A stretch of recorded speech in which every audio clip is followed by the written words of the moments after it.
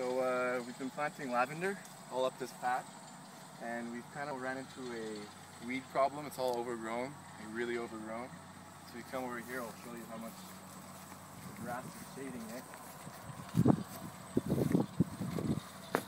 And the thing with lavender is it does need a lot of light, so it's really not good that the weeds are really just kind of overshadowing it. It's not getting a lot of light, and there's so much that there's really no point of weeding this. Even if we do weed it, it's going to come back pretty quickly.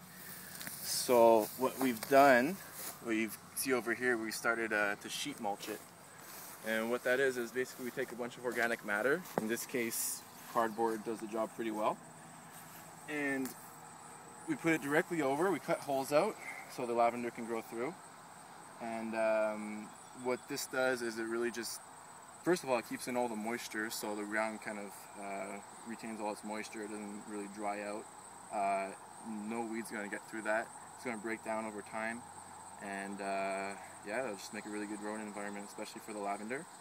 And then we're just putting some gravel right around it here to keep out any weeds that kind of grow directly around it. Nothing's going to get up from here, but because it's all shaded out, it's just going to die. But here it's possible that some seeds fall in it or whatever, and not much is going to grow in here besides the lavender. And the rock's going to give it some extra heat too, so it'll be good for them. Whenever we water it, it'll just seep down inside, and it'll keep its moisture there underneath the rocks. So it'll need less watering, less weeding, no weeding really. We're just putting cardboard right on top of the weeds, no messing around. And yeah, so that's about it. I guess I'll show you. Should we show them maybe one board or? Yeah, absolutely. Let's do board it. down. Yeah, we'll do this one. So first thing we're going to do is just kind of weed it out a bit, because or else the grass is just kind of, it's going to pop the cardboard out and it's not going to sit well. So we just weed it a bit, get the bulk of the weeds out. Don't have to really go crazy about it.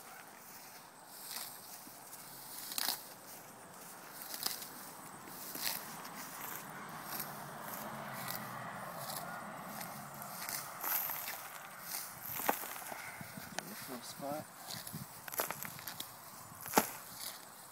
Obviously the important thing to do when you're laying down the cardboard is not to crush the plant, especially these lavender plants. They're only a year old, so they're still kind of fragile. So we pretty much just put it here right at the edge, and then get my knife, hold on. Have you got yours? Yep. I just put it over. Mark a rough hole. So that's going to go about there. And this is going to go about here.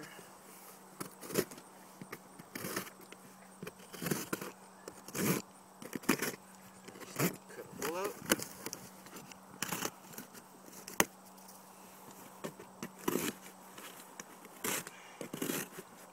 Watch your fingers and toes. I'll just show you these from the front here.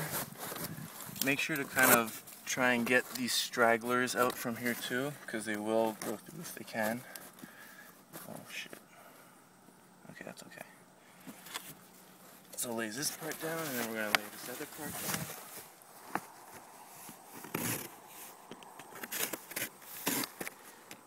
Holes shouldn't be too big, or else, well, there's really no point in making it too big, but just big enough so that the plant has some breathing room and it's easy to kind of lay it over without crushing it. Yeah, that's good. There's just one more here.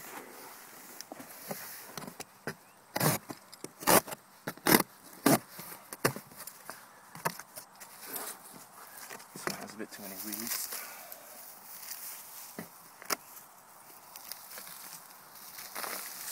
Sorry, Jeff. And that's about it. We'll trim this down later, that's okay.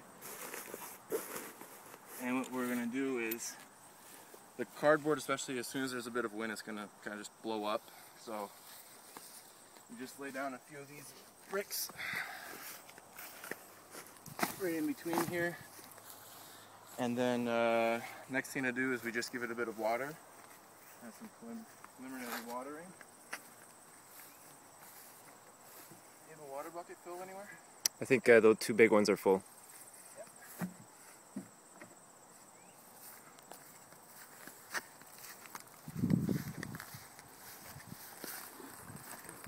We're just kind of moistening all the earth underneath it first. Then we're going to lay down the stone.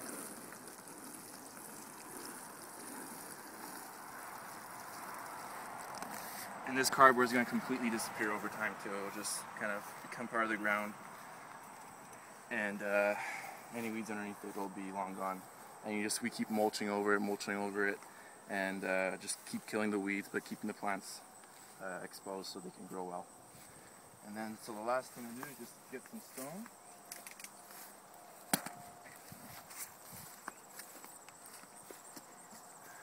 Don't need much, just enough to surround the plant.